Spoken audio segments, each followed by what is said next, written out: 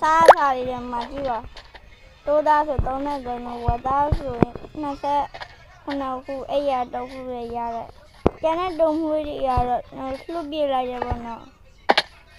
ငါတို့ပြေးသွားရင်ပင်ရတဲ့အလုံးအလောက်ရှိပြီးစားစားတဲ့အလုံးလောက်ရှိပြီဆိုတော့ let's go မဟုတ်ပြရတယ်ကျွန်မဒီမှာပင်ဒီမှာပိုင်းရတယ်တခုလုပ်ပြီးမျိုးကြောက်ကလေးပီကတ်ပါခွန်လုပ်ပြီး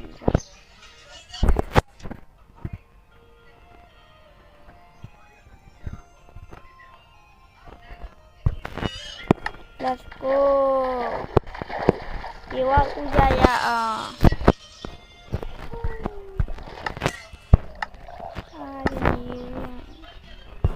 ဘာငါးကြီးလေငါးကြီးရတော်တော်လေးလှရတယ်တို့အစားအစာတွေနည်းနည်းလိုတယ်ပေါ့နော်အစားအစာတွေလည်းလိုက်ရှာရရဟုတ်အားလုံးပဲမင်္ဂလာကျွန်တော်နာမည်ကတော့ဘာပြည့်ပဲဖြစ်ပါဒီနေ့ဗီဒီယိုမှာတော့ Minecraft ကပြန်လဲကြိုးဆိုလိုက်ပါအခုကျွန်တော်တို့အားရလိုက်တဲ့ဟောကြီးရ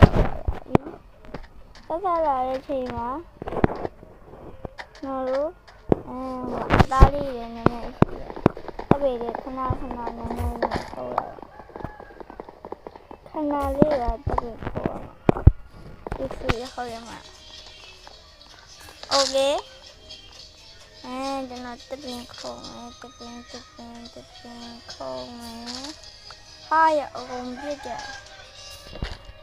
โอเคရပြီကျွန်တော်တို့ဒီလိုထဲဟာကိုကြီးဆက်ဒါယူတုံးနှစ်ချောင်းရှစ်ချောင်းပေါ့နော်ရှစ်ချောင်းတော့ယူလိုက်တယ်ဟောလို့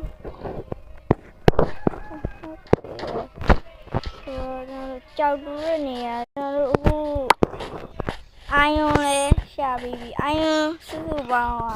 ကျတော့3လုံးရလိုက်တယ်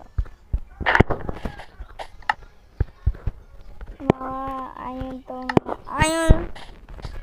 3လုံးရပါလို့ရဟုတ်တယ်မလားခြေခွက်ပဲလို့ရဟာဘာဖြစ်ကုန်လဲဟာဟိုမှာတော်ရရှိရဲ့ညာရင်းမှာကျိုးလိုက်အောင်မယ်ဗျာကျိုးရေပုံးလေးလောက်လိုက်မယ်နော်โอเคပါ